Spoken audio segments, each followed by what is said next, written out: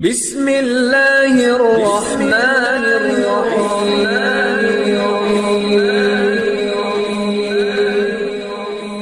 بسم اللہ الرحمن الرحیم۔ السلام علیکم۔ وظیفے کی اجازت کے لیے کمنٹس میں اپنا نام لکھ دیں، اور اگر آپ ہمارے چینل پر نئے ہوئے تو ہمارے چینل کو ضرور سبسکرائب کر دیجیے گا۔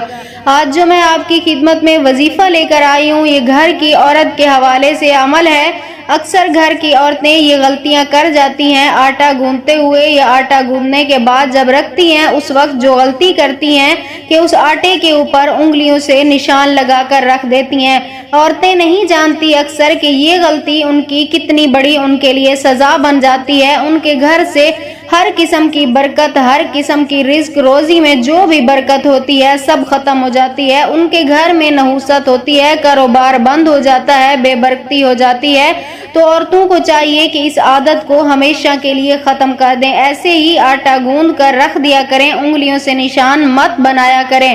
اور اس کے بعد جو دوسرا اہم آج کا جو وظیفہ ہے وہ یہ ہے کہ جب بھی آٹا گوندنا شروع کریں سب سے پہلے سر پہ دوپٹہ لیں، اس کے بعد آپ نے 1 مرتبہ سورۃ کوثر پڑھنی ہے اور 3 مرتبہ یا غنیّو یا غنیّو یا غنیّو یہ پڑھ کر آپ نے آٹا گوندنا شروع کرنا ہے۔ آپ دیکھیے گا اس عمل کی برکت سے آپ کے گھر میں، آپ کے اسی گوندے ہوئے آٹے میں اتنی برکت ہوگی جتنا آپ چاہیں آپ روٹیاں بناتے جائیں۔